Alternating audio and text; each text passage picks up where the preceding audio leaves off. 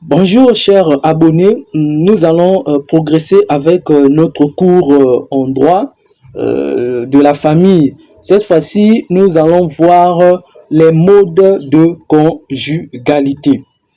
En droit de la famille, il existe trois modes de conjugalité différentes du plus souple au plus encadré. Notamment, vous pouvez être soit de simples concubins, donc c'est ce qu'on appelle le concubinage. Soit vous pouvez paxer, c'est-à-dire faire un pacte. Et le dernier, soit vous choisissez de vous marier. Le premier mode de conjugalité qui est le concubinage ou encore appelé union libre. C'est la vie commune entre deux personnes non mariées, sans formalité légale. Ils vivent comme mari et femme, mais sans contrat de mariage ni reconnaissance officielle de la mairie. Le concubinage n'a pas de régime matrimonial, pas de droits successoriaux automatiques. De façon simple, donc le concubinage n'est pas reconnu officiellement par la loi. Donc c'est une union libre, c'est-à-dire deux personnes, l'homme et la femme, ils ont consenti, je peux dire, leur union sans pour autant passer à la mairie. Le PACS, ce qui signifie le pacte civil de solidarité. Ce mode existe surtout dans certains pays, comme la France, les États-Unis. C'est une union contractuelle entre deux personnes majeures de sexe différent ou non, qui organisent leur vie commune sans se marier. Donc, ce mode de conjugalité se fait par un contrat devant l'officier d'état civil.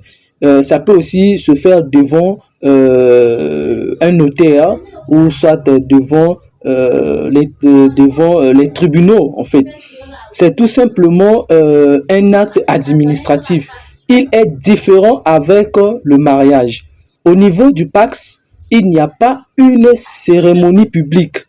Il n'y a pas d'échange des vœux entre les époux.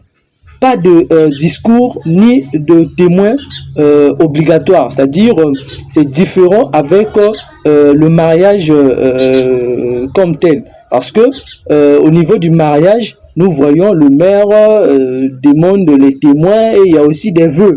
Mais au niveau du pacte, il n'y a pas de vœux. C'est-à-dire, ce contrat de mariage passe directement entre les époux et le maire.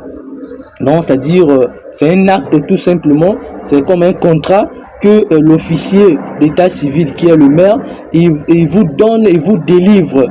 Et tant que, je peux dire, un couple uni sous le mode de pacte. En ce qui concerne le mariage c'est l'union légale et reconnue entre deux personnes, l'homme et la femme. Il existe notamment quatre types de mariage. Il y a d'abord le mariage coutumier qui est célébré selon les traditions ou coutumes locales. Il y a aussi le mariage civil célébré devant l'officier de l'état civil. C'est le seul reconnu par la loi. Et il y a aussi le mariage religieux célébré selon les rites religieux. Mais il n'a pas de valeur légale sans passer tout d'abord par le mariage civil à la mairie devant l'officier d'état civil. Et enfin, on a aussi le mariage mixte. Le mariage mixte, c'est un mariage entre deux personnes de nationalité, de religion ou de coutumes différentes. Donc, ce qu'il faut retenir aujourd'hui, il existe trois modes de conjugalité. Nous avons le concubinage, le PACS et le mariage. Donc, c'est tout pour aujourd'hui. Prochainement, nous allons progresser toujours avec notre cours de droit de la famille, notamment sur le régime des mariages en droit de la famille.